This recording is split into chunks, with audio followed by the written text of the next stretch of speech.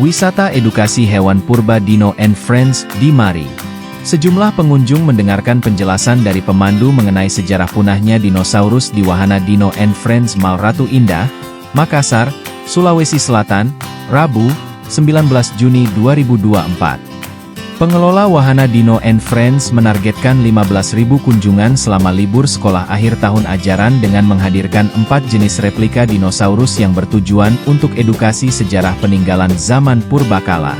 Fasilitas yang tersedia di Dino Friends diantaranya adalah Dino Walking, Dino Riding, Animal Feeding, Dino Show, Photo Booth, aksesoris, dan playground.